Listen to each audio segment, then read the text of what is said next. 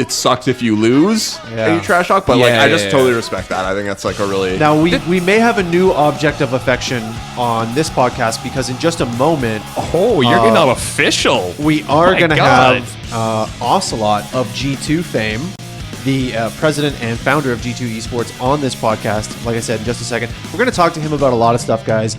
We got LCS franchising is on the way. We got OWL on the way. G2 CSGO is killing it right now.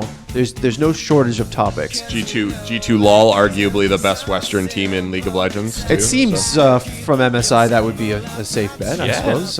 As the league guy in this room, you would have the number on that. The league guy. I'm not used to that role yet. I'm not used to being called the league guy in this room. Yeah, well, I mean, it's definitely true in this room. Hey, man. I can stream. Where's my elo? Someone was watching me play yesterday. I was like, what's his elo, man? A Twitch top? I'm like, You still stream League of Legends? No, I don't. Okay, so usually, I mean, you do like the official, hey, everybody, I'm a showman. Well, I guess I'll do that. I'll play host for just a moment. Okay, go, please. For anybody just tuning in, welcome to the theScore Esports Podcast. I believe this is episode 20, correct me if I'm wrong there, which is really exciting. It's a nice round number. We like those. We do this every week, sometimes twice a week. Once we did it 4 times a week. You can tune in on This Twitch. is the only one that you need to listen to this week, though. We have a doozy. That is not true at all. What? Later today, we've got our League of Legends specific podcast, the Nexus, coming up. And later in the week, don't forget, we've got Moses O'Toole coming on to talk about E-League. But all of that is for another time because right now, ladies and gentlemen, we have Carlos Rodriguez Santiago, a.k.a. Ocelote, the president and founder of G2 Esports. Ocelote, thank you so much for your time and welcome to the theScore Esports Podcast. Hello, everyone. Thanks to you for your time. Oh, it's a pleasure. Always happy to make time for the president and founder of one of the biggest esports organizations, around. Now, that I sounds think badass, doesn't it? The good thing about founder... I would like to be president and founder of something. The good thing about founder, too, is like that's forever. Like that, you can't. That can't change. You're always the founder. Yeah, even like the writers on TV shows and stuff. 10 years later, they haven't written a single thing. It just says created by boom. Yeah, created by Carlos. Boom. G2. There it is. That's right. That's right. That's very true. That is very true. 20 years from now, when we are just going to space, sending our players to space to become, and then you will know the fucking founder. That's right. There's like a Korean lunar base where they train all their esports athletes. Step 1, take over the world. Step 2, colonize Mars and take that over as well. That's awesome. All right. Well, on that note, I think we might as well jump into it, guys. Oh, why? Because they're taking over EU and... Well, we're talking about going to the moon, okay? And you know who else is shooting for the stars? It is Riot Games, ladies and gentlemen, because, Carlos... League of Legends franchising is coming. It's now confirmed. We don't have to talk about it in hushed whispers anymore. So we're going to get solidified league spots, no more relegation, pretty much. Minimum player salaries, a players association. It's all happening in NA, leaving EU out of the action, at least for now. Is G2 looking to get a piece of that action and maybe make the move to North America? So you're asking me whether if the EU guys are doing the same? Well, I'm mostly asking because right now the franchising is only happening in North America. Yes. Now, I do not know if that will come to EU. They said not in the near future. And the other thing is they that, said that. Okay. I've read this stuff front to back, and it seems like there's no limitations on who can apply, and also which players can sign. Like we see Korean imports and stuff come over, so why couldn't a team from the LCK, from EU, apply to this NALCS? Does it have to do with geography? No, they still have to meet the roster requirements as far as we're aware. So I don't think they can. And what are those roster requirements? Well, you only have 2 import slots. Okay, yeah. Well, that's why I want to know if G2 is considering if they want to get in on franchising. Well, first of all, I think that it's important to make to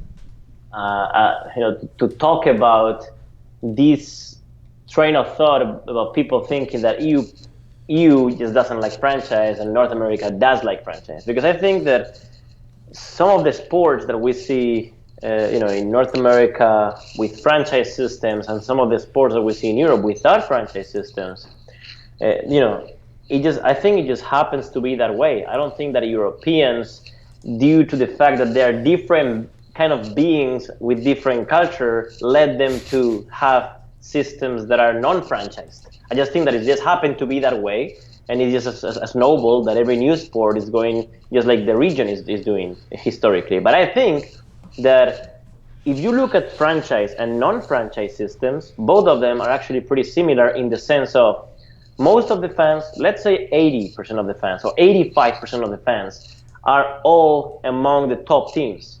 And the top teams will not go down in the league anyway. So at the end of the day, it's not that much of a difference, right? Because the top teams will keep competing against each other, and the likeliness of those top teams going to the second division is going to be almost non-existent. So with that said, which I think is important to mention, I just don't think that Europe hates franchise. I just think that we are used to see it, and I just think that Europeans, just like North Americans, like to be entertained, and they will be entertained regardless of it being franchise or non-franchise. Absolutely, Carlos. And I don't mean to suggest that for some reason EU would not be the right environment for franchising, but I'm wondering specifically if G2, as an esports organization, is interested in getting in on LCS franchising. Because as it stands, it's only North America right now today as we're talking about it. So are you guys looking to be a part of that North American LCS? Would you make the move? So you never say no to anything, right? Especially only Sith talk in absolutes, right? Oh, I'm wearing a Star Wars shirt. That is perfect. Thank you, Ocelote. Oh my god. Oh my god. As a big Barack Obama fan, I'm a big fan of not talking in absolutes. So there you go. And there's a chance for everything, right? I just never wanna kind of leap into the swimming pool without having without knowing everything from each system. And with that, I also mean that I will not brainlessly or mindlessly stay in Europe for the sake of Europe. I will just pick up whatever is best for my company. Carlos, I have to ask, with this franchising happening and the news that there will not in the near future be European franchising, are you at all afraid that Europe as a region will start to potentially empty out, both in terms of organizations or even players who could have, guaranteed salaries, job security, access to a players association, all these things that North America is going to have that Europe won't have, at least immediately? Does it worry you at all that Europe could lose organizations and lose some of those really top tier players? So I think, first of all, let's look at the facts. Europe is 60% approximately of the players. This is actually assumptions, but looking at every genre, at every game in PC, I would assume that 60 to 65% of the total Western market is actually from Europe. Between North America and Europe. There will be 60, 65% for Europe, definitely. So with that said, Europe will always want to watch esports. There will always be numbers. There will always be people interested in watching esports. The problem here, or the difference here between North America and Europe, is that North America typically understands entertainment. Typically, US, especially looking at California, looking at LA, they know how to entertain people.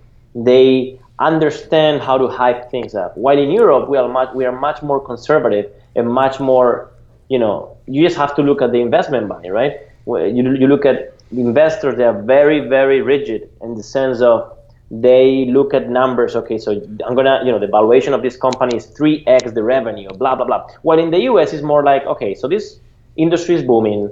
The feeling is that this company could be worth X, and there is competition, so maybe, it gets to 1.5x even. And that's that, and they invest, It's much more, a YOLO approach, so to say, which is much more high risk, high reward approach. And I think that this translates to everything in the culture of kind of the USA. So same thing happens with the teams that play in the league. In this case, when you look at teams like Team Liquid, for example, which competitively speaking, they are not a good team, okay? But then their content is somewhat appealing, which makes the whole brand appealing, way more appealing than the fourth or fifth team in the EU LCS that hasn't made a clever tweet in years, you know? So I think that plays a big role. It's not so much about watching the best teams play against the best teams, because for that you already have a couple of tournaments that everybody watches.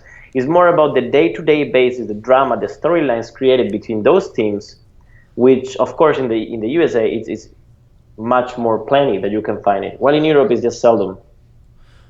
Well, to go back to something that Josh mentioned, so with NA franchising, we're going to have minimum guaranteed player salaries and also the player association, which presumably is attractive to you if you're a player. I mean, I guess what we're asking is, do you think there's the potential for good EU players to make the move to NA because of those advantages that franchising will provide? There are risks associated to have both regions having different structures and systems, obviously. I trust in the ability of Riot Games combined with them working with us clubs to incentivize people in both regions equally. Because sometimes you may have an incentive to play in North America because you can never go down in the league, which creates a lot of security, so to say. But then on the other hand side, you should have in Europe, you may have the opportunity to, have higher salaries, just because the teams that are in the league can actually go down to the second division and therefore are rewarded slightly better. So I think that everything is about rebalancing out kind of what provides one and doesn't provide the other.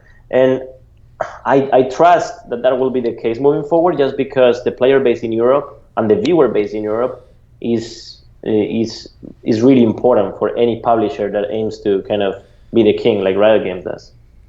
Okay, fair enough. So you have faith in EU LCS to exist within the same ecosystem as a franchised NA LCS?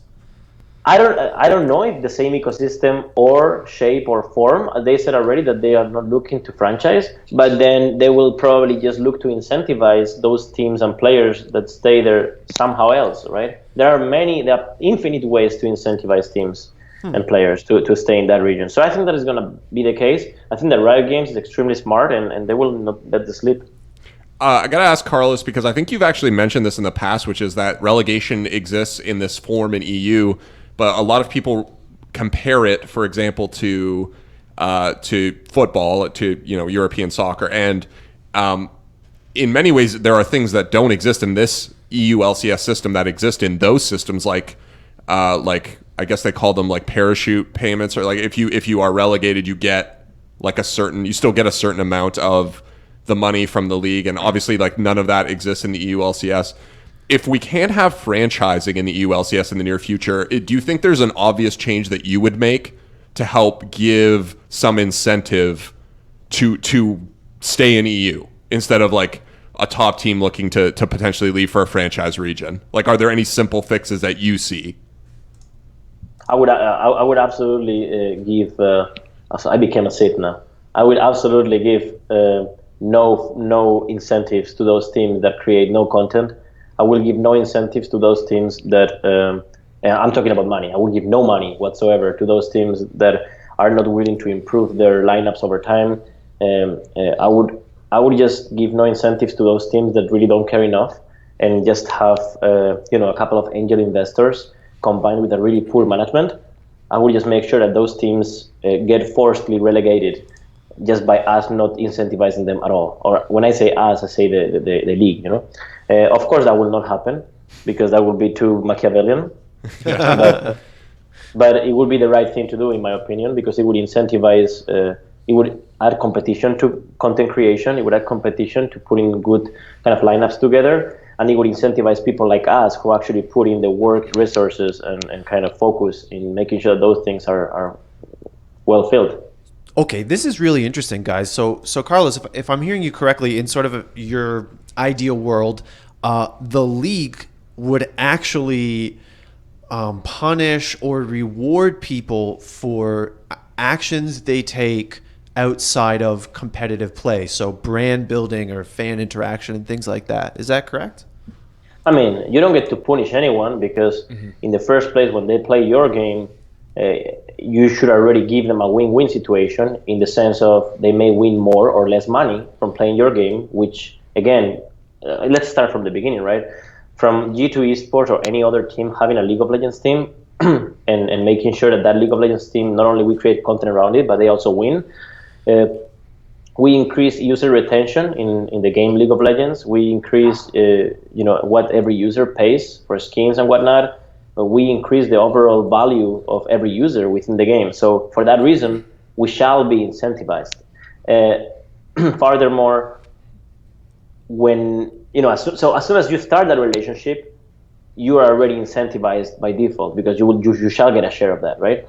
But for those teams that do the minimum efforts to kind of make the league and the game and the other clubs more relevant, then they shall be, not punished, but they shall be rewarded far less than those that do.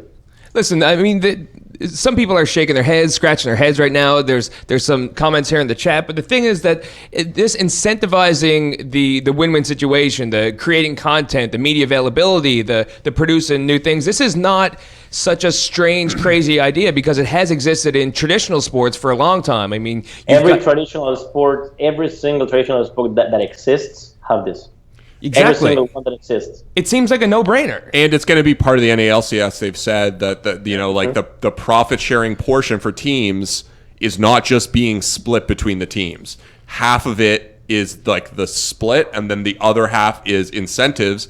And some of those incentives include fan engagement and bringing people to the stream. And I think that's appropriate. If you look at viewership numbers for the NALCS, it's pretty clear that there's one team that brings in a lot of viewers, and it's TSM. Like that's just a fact. That's just a fact. Like you look at the viewership numbers, even if it's on EU LCS 2, or sorry, NALCS 2, TSM's games are getting the viewers. They are bringing in the viewers. Whether that is specifically because it's TSM or because they're a great team, you could argue either way, but obviously TSM has a huge brand. So I think that incentive just makes sense. Like there's nothing about what you said, Carlos, that makes me uncomfortable in any way because not everybody is an equal contributor to this league. And if there's no incentive for people to be a better than average contributor, then you might just not get them anymore, right? Like that just makes sense. Like here we're not talking about basic human rights or anything of that nature. This is pure entertainment, right? Yeah. So I always imagine this, and I always say this, but in my eyes, it's so true. I imagine the whole esports ecosystem and every single game that my players play as a gladiator kind of arena, right? And the way I see G2, we are like the Ludus, so to say, with all the gladiators inside and so on, right? So we train the gladiators to be not only very good at the game, but also very good PR, good marketing, in order to make the people that watch in the gladiator arena to be hyped for them, right? And to cheer for them. And in case they lose a fight, everyone will cheer for them so they don't get killed. You know what I mean? So in my eyes, our job as G2, as the Ludus, so to say, is to make our gladiators entertaining, right? And I see no reason whatsoever to have a Ludus that is doing a very bad job doing that, having all their gladiators survive whenever they lose, and having all their gladiators acclaimed whenever they don't do a good job at hyping up matches. It's just literally the same thing. I just see no reason whatsoever on incentivizing teams that are not doing their best efforts to make this the most enjoyable experience. No one is watching esports to learn anything kind of about life. You're watching to be entertained. You're watching to be entertained. That's exactly what it is, right? So those that entertain you the most should be rewarded the most.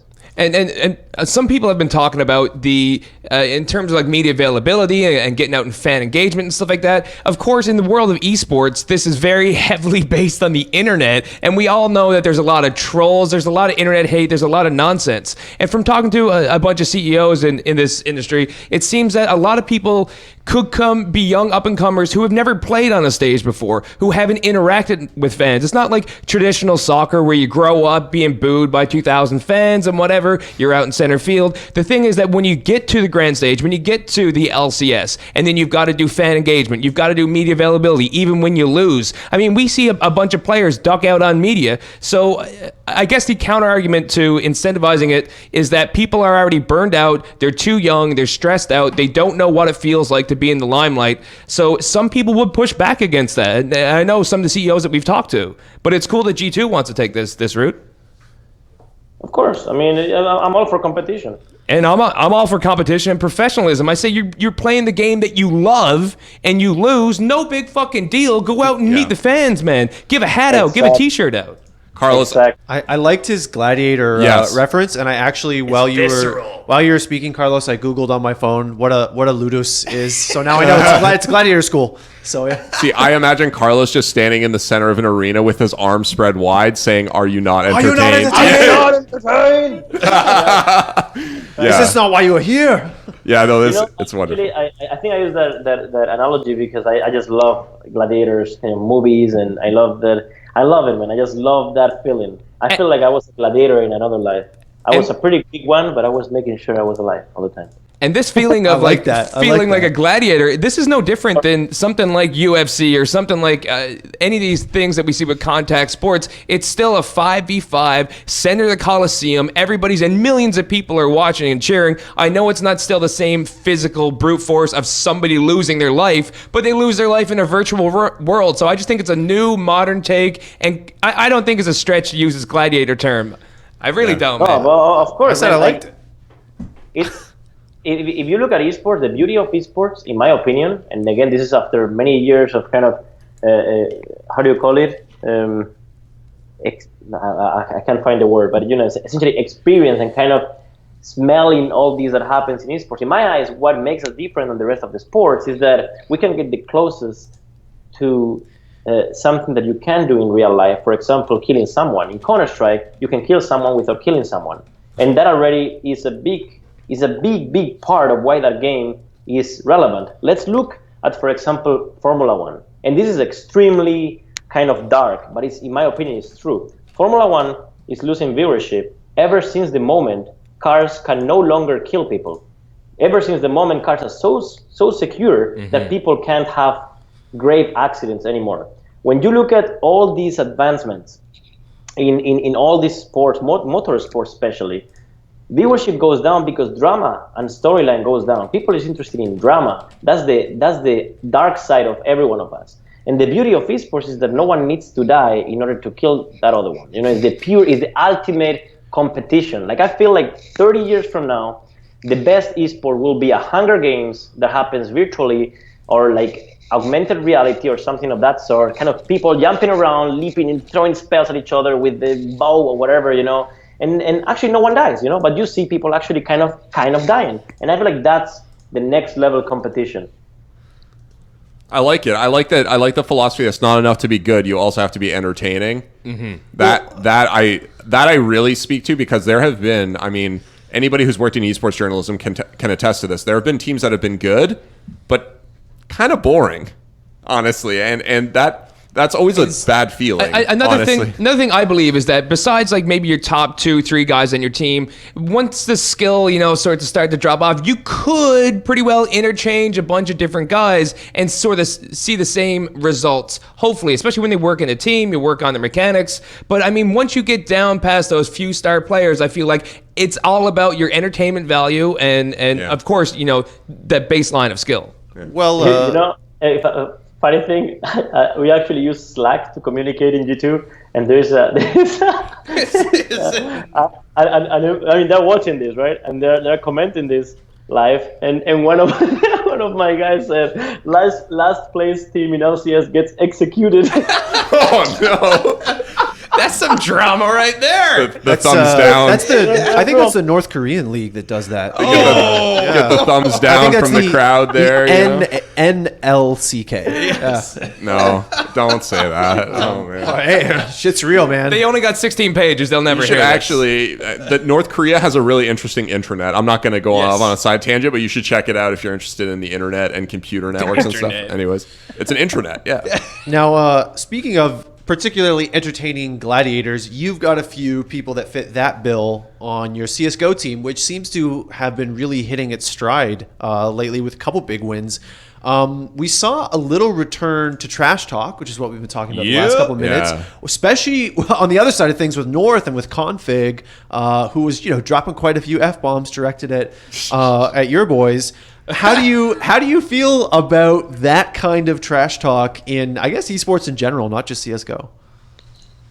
I love banter. I just love banter, and sometimes I feel so bad when I just try to banter in Twitter, and I get an answer extremely emotional from the owner of the other team, and I'm like, man, what do you want? Do you just want everyone to be like super humble and that team was better and I hope we play at our level today? That's just boring, man. Like what kind of entertainment value is that? Like if you're talking about sharing food, I understand you get emotional and kind of personal like that, but come on, man. Like we're talking about this is supposed to be fun.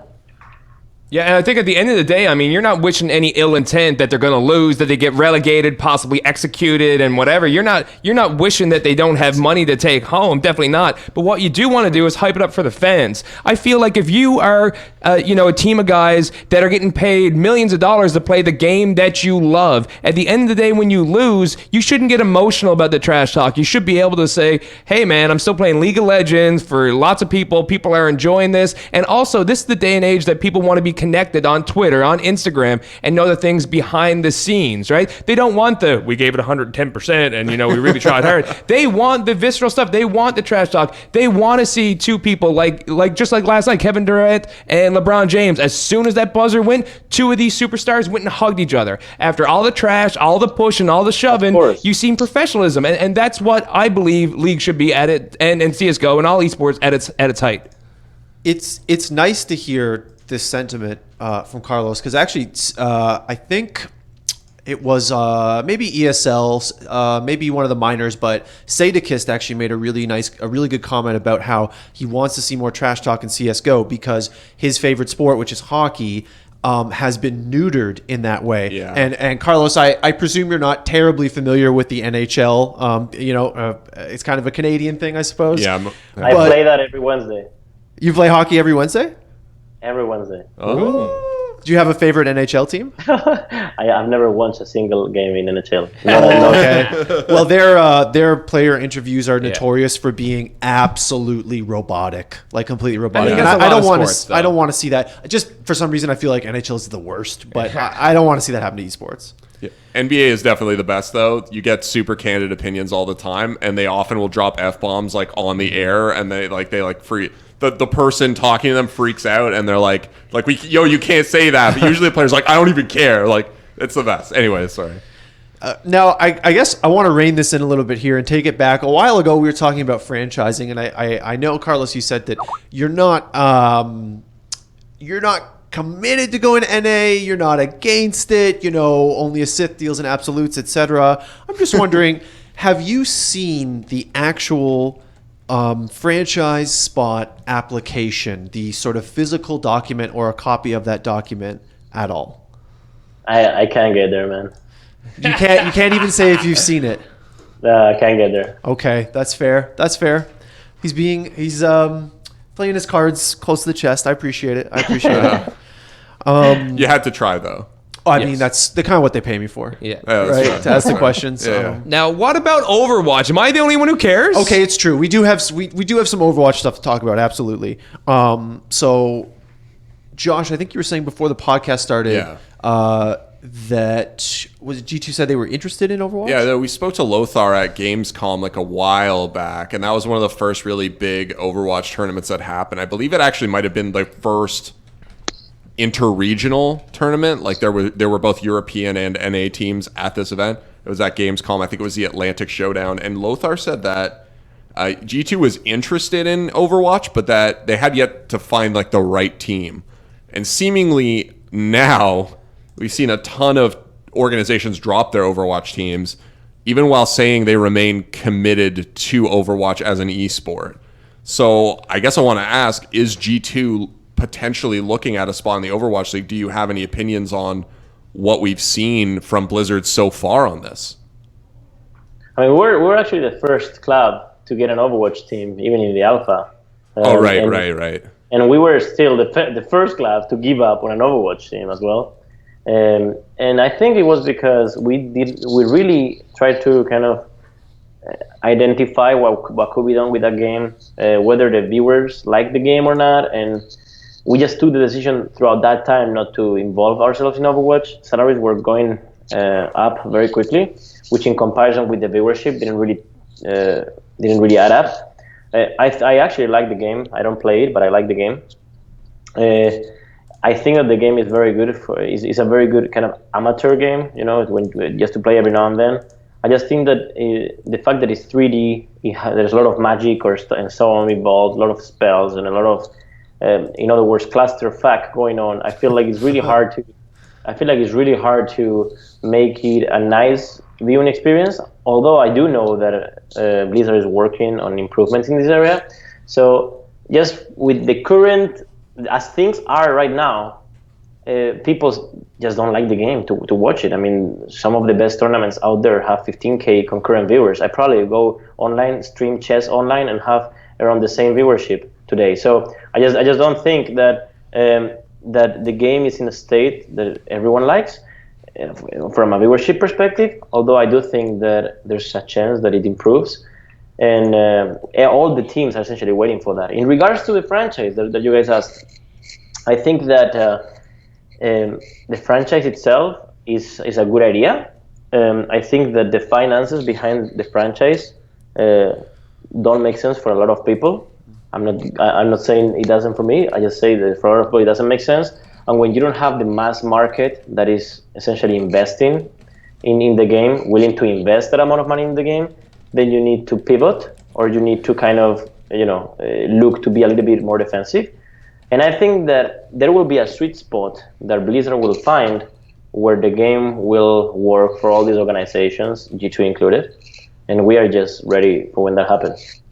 I got to follow up on this, Carlos, because you said we got out of we had an Overwatch team and we got out of it before most people, and it seems like this is kind of a trend for G2 where like you make a move at like just the right time. Like we saw like the roster that you guys sold to FaZe is a great example. Like that move is like, it almost seems prescient, like you knew somehow that was just the right thing to do at that moment, and then obviously it paid off pretty big for you if the numbers about how much that roster sold for are correct, right? Like that was like a pretty good payoff. So is this a result of like long-term planning? How do you like approach something like that and look into the future and say, no, like we got to get out of Overwatch right now?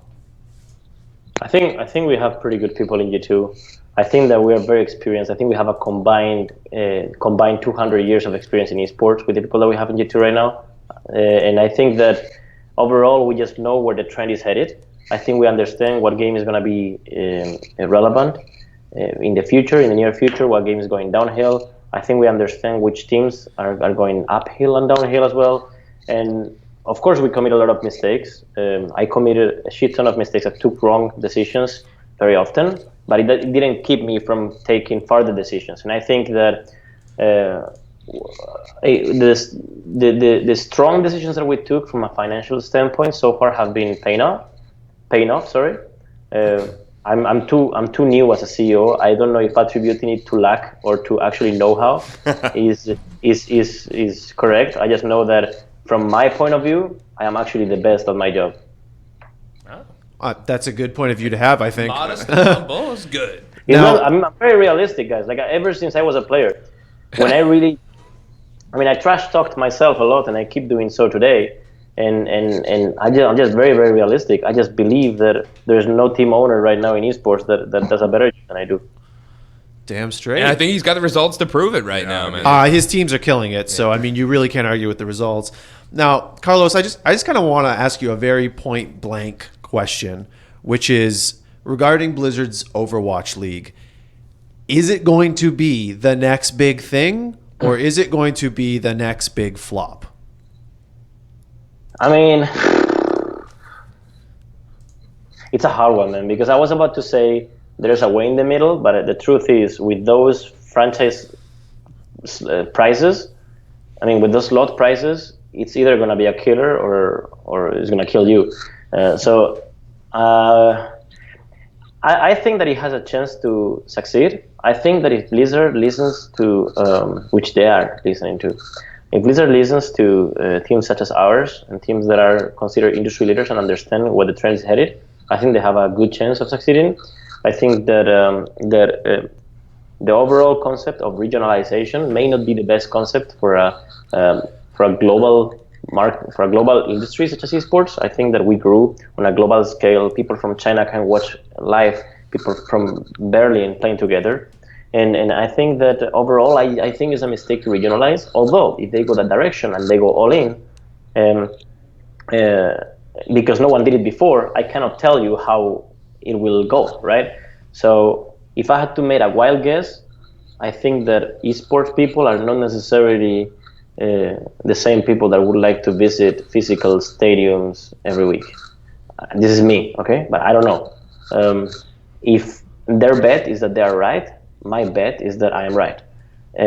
So if they happen to be right, we will probably be already part of it, because before it happens, we will know all their plans and how they're going to kind of introduce their idea into the system. So, I mean, I'm fairly confident that we will take the right decision here. It's all up to the next months, communication within the next months, to keep sharing kind of each other's plans. And if, as soon as G2 or Fnatic or Cloud9 or TSM decide to enter, I think the rest will follow. Only one of those or two have to join and kind of buy the slot for the rest to follow, in my opinion. Those, in my opinion, are the 4 teams ahead of the curve today, or franchises ahead of the curve today. And yeah, I think, honestly, I can't tell you more because I don't know more. It's really a matter of what comes next in the next conversation that we have. Yeah, absolutely. I believe that it can work. I love the idea that the Overwatch League is like a German Shepherd. Okay. And that it could be a killer for you, or it could kill you. like you got to trade. That's a fantastic quote. I have to say, Carlos, but before we let you go, you speak in excellent quotes. You are very good at creating. Good for journalism. That's actually my know-how. I do it all the time, and I piss my colleagues off all the time, because I use analogies, quotes for everything, you know. And there's our COO. Yeah, exactly. Our COO called Jamie back. He actually hates me for that. Like, he hates my guts because I do it all the time, you know. But so you telling me this? Now he hates you too. No, don't hate us. As long as you're still cool with us, Carlos, I think I can live with that though. It's fine. That's fair. Before we do sign off here, Carlos, is there anything that you wanted to say that we didn't get a chance to talk about, or any shout outs you want to give on air? Anything like that? I actually have an AMA for the League of Legends subreddit program today for 8 p.m.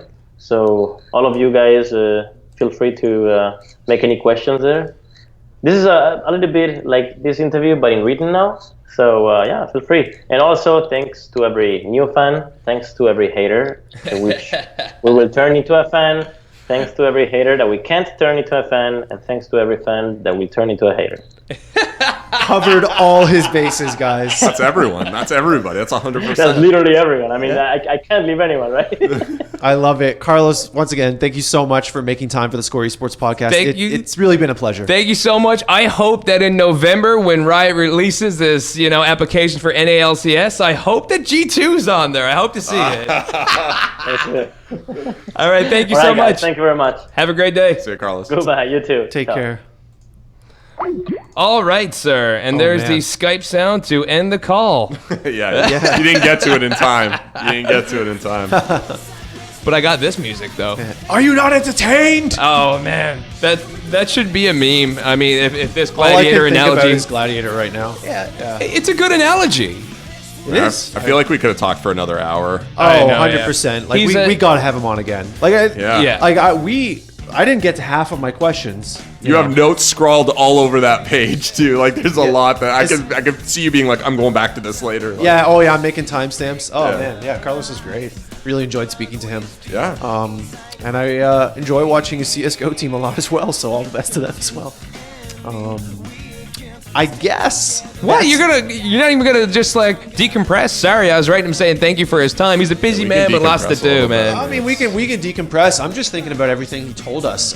He was really interestingly distant when it came to some of the franchising specifics. I think that's smart, man.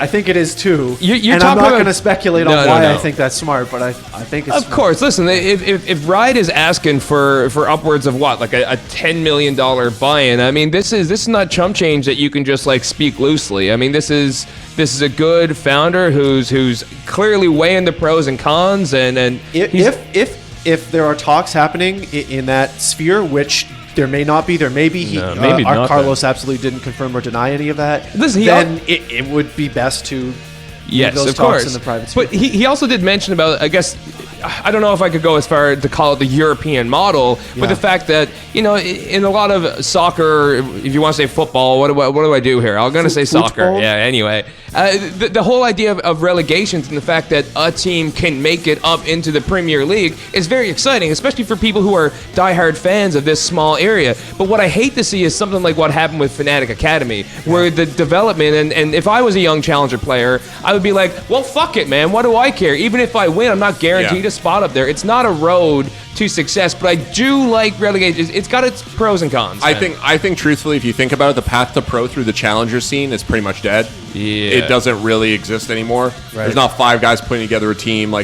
Sorry, this isn't like 2014. That just doesn't happen anymore. So Could this be the precursor with NA LCS? I know we're calling NA franchising, but could this not just be the Premier League? Like, we know that there's all kinds of baseball leagues all over the world. Oh, that's but interesting. Major League Baseball is the one, and it is stationed here in North America. I'm not saying, and I have no information at all, it's just speculation, but wouldn't it be cool if they were trying to make North America the Premier League? Imagine if SK Telecom were based out of LA and G2 were based out of Miami. I'm got just a long saying, way to go for that. What a I'm just brave saying, new world that would be. Imagine if there was one Premier League.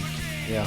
With this franchising, a $10 million buy-in, guaranteed player salaries, it's certainly seeming like it's on the cusp of developing into something potentially like that with a development league underneath it and stuff like that. With Delta Fox. Wow, you're just getting more excited by the second. The podcast is over, Ryan. We have to end it. you better hope this one global league doesn't have relegation, because NA going to be hard stuck in relegation in that situation. So. But they got the money to hire the players, maybe. And with that, I think we do need to wrap it up, guys. It's been a pleasure. Once again, this was the Score Esports podcast.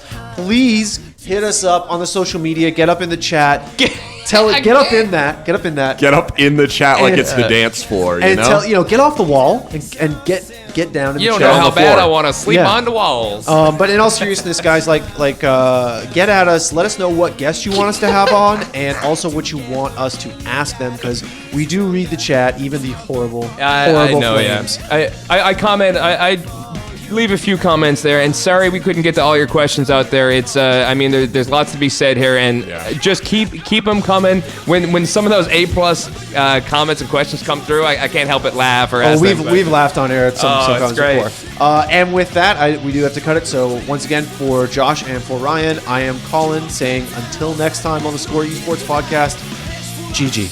See ya.